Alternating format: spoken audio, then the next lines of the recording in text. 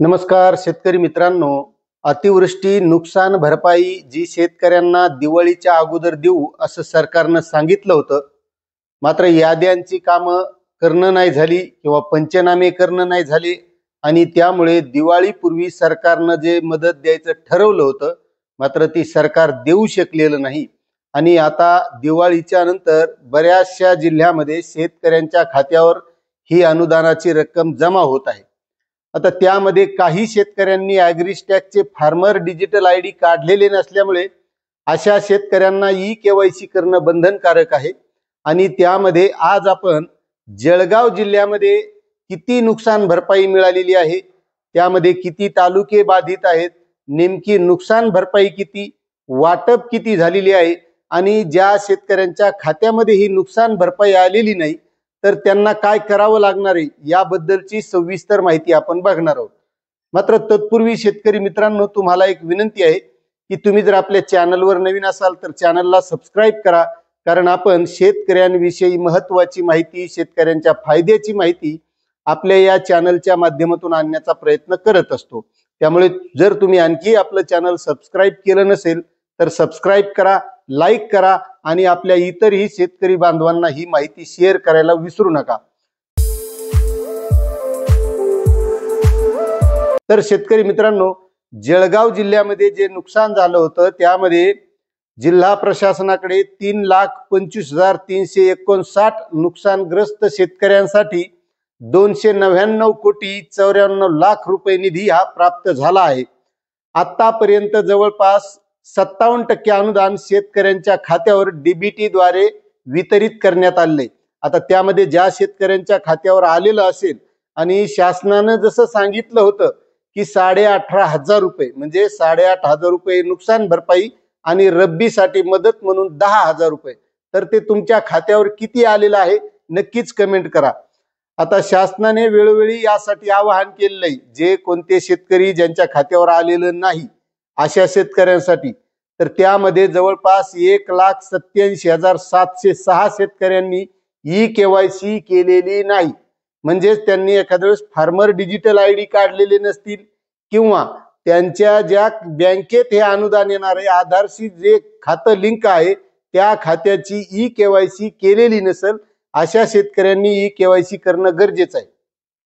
आणि त्यामुळं 167,96,43,912 रुपये निधी शेतकऱ्यांच्या खात्यावर ई-KYC अभावी DBT अंतर्गत जमा होणे प्रलंबित आहे. सप्टेंबर मध्ये अतिवृष्टी आणि पुरामुळे जिल्ह्यात 2,62,898.49 हेक्टरसह 3,38,155 शेतकऱ्यांचे खरीपांचं नुकसान झालं होतं आणि यासाठी 314 कोटी 60 लाख रुपये अनुदानाची मागणी शासनाकडे करण्यात आली होती. यात सप्टेंबर मधील नुकसानीचे अंशतः आणि पूर्णतः बाधित जिल्हे आणि तालुके तर सुधारित यादी जाहीर केल्यानुसार शासन स्तरावरून नुकसानग्रस्त 2,47,262.01 हेक्टर क्षेत्रावरील 3,25,359 शेतकऱ्यांसाठी 299 कोटी 94 लाख रुपये निधी हा जिल्हा प्रशासनाकडे प्राप्त झाला होता.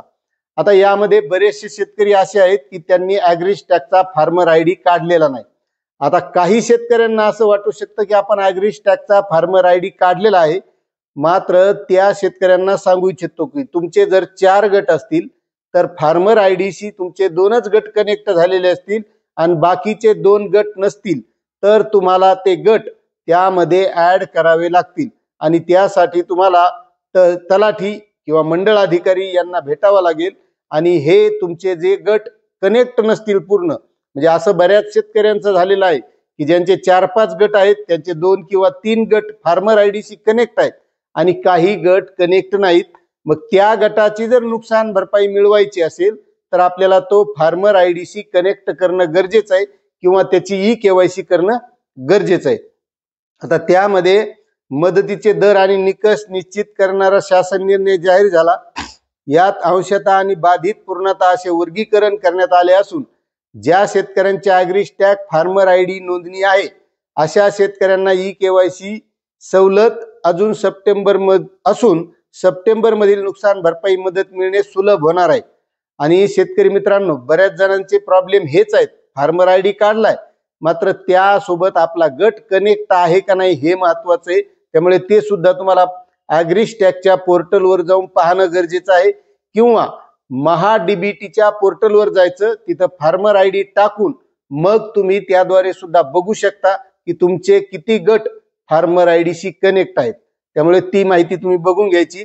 आता जळगाव जिल्ह्यामध्ये 13 तालुके हे बाधित आहेत। त्यामध्ये जिल्ह्यातील 3,25,359 शेतकऱ्यांच्या 2,47,262.01 हेक्टर क्षेत्रासह शेतजमीन खरडून गेलेल्या अल्प व अत्यल्प भूधारक शेतकऱ्यांच्या नुकसानीपोटी ही मदत प्रशासनाकडे जमा झाली। आतापर्यंत डीबीटी अंतर्गत 37 कोटींचे वितरण, जिल्हा नोंदणीवरून 1,90,251 शेतकऱ्यांची माहिती अपडेट झाली असून 171,48,14,140 रुपये निधी मान्यता मिळाली आहे। त्यात 39,661 शेतकऱ्यांच्या बँक खात्यात डीबीटी अंतर्गत 36,87,32,600 रुपये अनुदान निधी वितरित झालेला आहे। आता 1.25 लाख शेतकऱ्यांना ई-केवायसी करावी लागणार आहे। आता त्यामध्ये कोणकोणते शेतकरी असू शकतात? ज्यांचा फार्मर आयडी काढलेला आहे मात्र सर्व गट त्याशी कनेक्ट नाहीत, किंवा ज्या शेतकऱ्यांनी फार्मर आयडीच काढलेला नाही असे शेतकरी, किंवा काही शेतकरी असे फार्मर डिजिटल आयडी काढलेला आहे मात्र त्यांची बँकेची केवायसी केलेली नसेल असे शेतकरी, त्या शेतकऱ्यांना करावे लागणार आहे। तर यासाठी नुकसानग्रस्त 1,87,706 शेतकऱ्यांचे ई-केवायसी अपडेट प्रलंबित आहे। त्यामुळे 167,96,43,912 रुपये अनुदान माहिती अभावी प्रलंबित आहे। त्यानुसार 1,35,108 शेतकरी माहिती डीबीटी अंतर्गत अपलोडसाठी प्रलंबित आहेत आणि काही शेतकऱ्यांचे डीबीटी माध्यमावर अपलोड करणं सुद्धा बाकी आहे। अशी ही जळगाव जिल्ह्याची परिस्थिती आहे। त्यामुळे शेतकरी मित्रांनो, जर आपली ई-केवायसी केलेली नसेल, फार्मर डिजिटल आयडी काढलाय मात्र सर्व गट आपले त्यासोबत कनेक्ट नसतील, तर आपण लवकरात लवकर सर्व गट त्यासोबत कनेक्ट करून घेणं, बँकेची ई-केवायसी करणं, या सर्व गोष्टी कराव्या लागतील। त्यावेळेस आपल्या खात्यात जर रक्कम आलेली नसेल तर या गोष्टी केल्याच्या नंतर आपल्या खात्यामध्ये आपली जी काय अतिवृष्टीमध्ये नुकसान झालं होतं ती नुकसान भरपाई आपल्या खात्यात येणार आहे, अशी ही अपडेट माहिती होती। शेतकरी मित्रांनो, आपल्याला माहिती कशी वाटली नक्कीच कमेंट करा। चॅनलवर नवीन असाल तर सबस्क्राईब करा, व्हिडिओला लाईक करा। भेटूया अशाच नवनवीन माहितीसह नवीन व्हिडिओमध्ये। धन्यवाद।